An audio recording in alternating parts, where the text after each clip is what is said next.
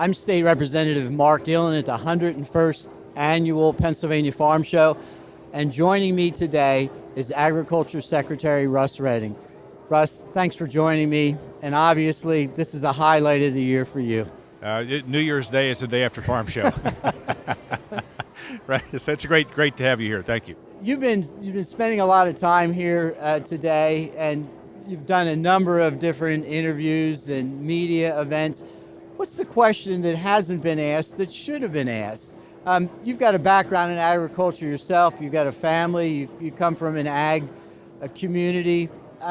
You've been intersecting constantly with the public today. What is it Russ would like to say? Well, I think there's, we've had the full range of topics, right? It's everything from the Pennsylvania Preferred to some of the history of the farm show and some of the federal administration sort of issues and stuff. But, I can talk about a lot of great things happening in agriculture. What I would say, two things. One is we really put an emphasis this year on looking at the 101st Farm Show, the 101, barring the nomenclature of education, Ag 101, to say, well, what can we put on the stage that really is going to interest sort of folks coming to the farm show, in addition to food and in addition to everything else. So we have this full week of Ag 101 that is everything from alpacas to sheep to Pennsylvania barns. That's going to be over in the expo hall. I think that's always a great addition. Two is I never get a chance to say thank you to the volunteers. And by our count, there's something north of like 1,500 volunteers that make this farm show work. I never get a chance to sort of collectively thank them. But this is a moment where they come in, they give of their time. So we are the host as a Commonwealth, but the real work is by the volunteers that make it happen. So thank you to them.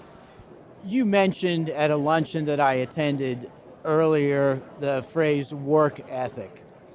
Somebody in the Capitol said to me a couple days ago, well, your daughters are competing and they're showing their sheep. How do you think they'll do? And I said, and I'm not being cute with you, I said to them, they already won in my mind because of the time, the energy, the effort. Our barn's not heated.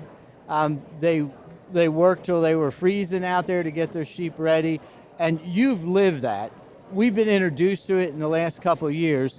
But in terms of your own family, any better place to raise a family? No. I mean, I often say the blue ribbon is won at home, but you receive it here.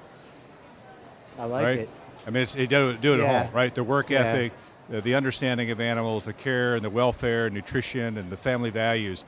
That's a blue ribbon home. You come here to get it, right? I can't give that to you unless you know that. Absolutely. And I think that's a really important part of agriculture and a part of this show. You've served under two different administrations. Just lightly touching on some of the contrasts, the differences, maybe the maturing as you as an individual coming in to this second term of Agriculture Secretary. Oh, it's sort of fascinating because, I mean, there's a couple of sort of macro trends that have occurred over my time. One that I really like, and that is this rediscovery of agriculture in our community and where it intersects with our lives, right? That we had moved from a commodity-based discussion about agriculture to one of value-added, and that direct contact with people and knowing who's feeding you, and it just takes you in a whole direction of understanding your community and the people, but it changes the relationship, right? If I know you, I'm more apt to understand then and listen and work with you, and I think that's been one of the great developments in agriculture. Is your sense, it certainly is mine, that the public is taking a greater interest in revisiting their roots in the countryside? A much higher percentage of our population historically was involved in hands-on agriculture. Now we're more of a suburban, urban community versus rural. But I see many of those farms opening up enterprises to make it more inviting for the public to come out and see them. Yeah, there's certainly a trend afoot where you've got this dichotomy of small farms, value-added operations. I mean, farm stay vacations. You know, you have, in some cases, it may be for profit on those farms. In many cases, it is simply therapeutic. They are companion animals. I mean, I talk about these companion chickens, right? Just because people like them, they like the being around them. That's sort of what it is. But you've got this full range in agriculture. We would say that's okay. You're welcome here. I think that's a great industry when it says we welcome you into that conversation. I had a few moments with chickens earlier today, but they weren't companion chickens. We had lunch. You have some roots in education. I do. Delaware Valley College, Science and Agriculture, Delaware Valley University. Yes. I think at this point, this is a little bit different. But what lessons did you carry from academia to here?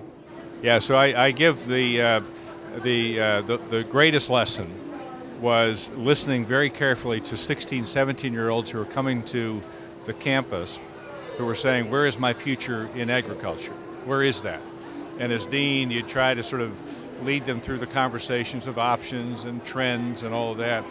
That was one key piece. The other one was listening to the employer, because they were asking some very pointed questions about the skills that they were looking for. So I bring that back to the Department of Workforce Development to understand, listen very carefully, right, to what the both industry and the youth are saying.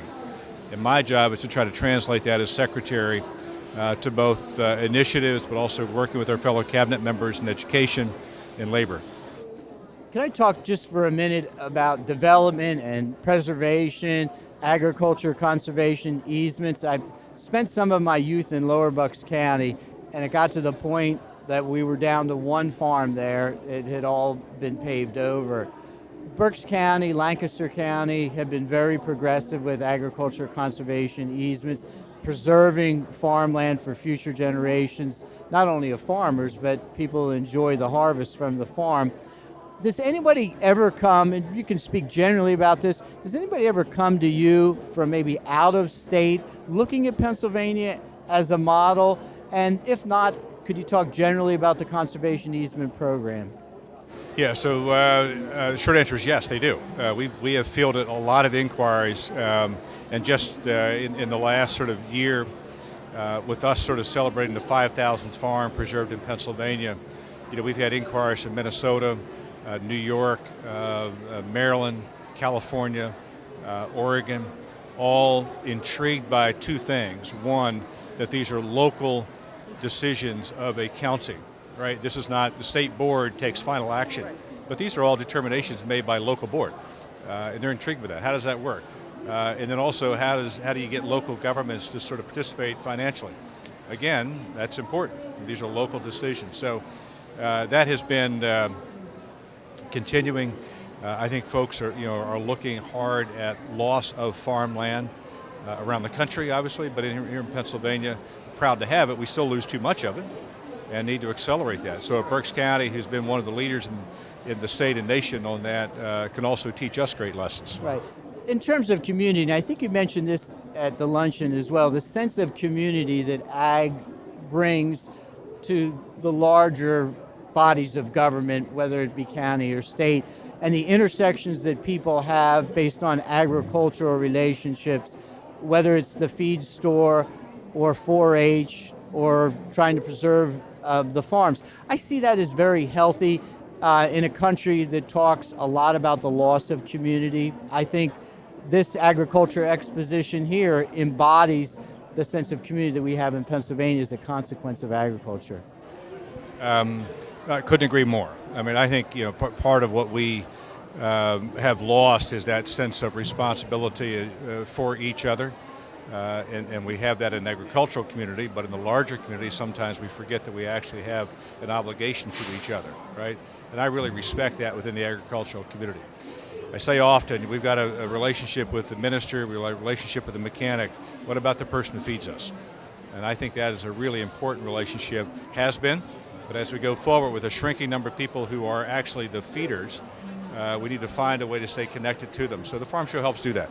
In a larger sense, when we look at Pennsylvania agriculture, it would be appropriate. I know we have an exposition here, hardwoods, products that we're shipping to other countries, the export engine. I don't know if people traditionally think about Pennsylvania as an exporter of agricultural products. What would be top shelf in terms of us sending products to other countries? Yeah, I mean, it's a key part. And you think about our assets as a Commonwealth, one of them is the port infrastructure, right? So we can receive and send. Our largest export from Pennsylvania is the hardwoods. What we want to do is make sure there's more value added to that export, right, to that log before it leaves here. But that's part of our conversation. But overall, 25% roughly of our total agricultural production is exported. Largest to Canada, second to China, third to Mexico. Invasive species. There's a couple topics, and then we closed out here. Spotted lanternfly. As you look on the horizon of challenges, I'm not saying number one has to be invasive species. What do you see out there in terms of your department addressing proactively? Well, I think the challenge that we have is around sort of plant and animal diseases. I mean, I put that high on the list because as we've learned, a couple of weeks ago when the South Koreans were here, they were watching very closely what the United States was doing. But then they started to trace back where is their food coming from and realized the poultry was coming out of Pennsylvania and wanted to know for sure that the avian influenza wasn't going to cause the South Korean domestic industry a concern. As we've seen in your district, with the spotted lanternfly, just how challenging that is when you don't know how did it get here, and now you find yourself sort of fighting, almost door to door, right, to eliminate that pest that has both great implications for our ability to trade and move product, but also had just personal loss of our, in this case, some of our beautiful trees and shade. Yeah, they're asking me the same question. How did the spotted lanternfly get here? I said I wouldn't be a state legislator, I'd be working for the Department of Agriculture if I had answered that question. We're wrapping up. Where does Russ go from here? French fries, milkshakes, what's your favorite? I know you like all the food here. Right. So I'm going to. So I've had 2 milkshakes. What time is it? It's about mid-afternoon. It's about 2 o'clock. Yeah. Time for another one. All right. Thank you so much for the visit.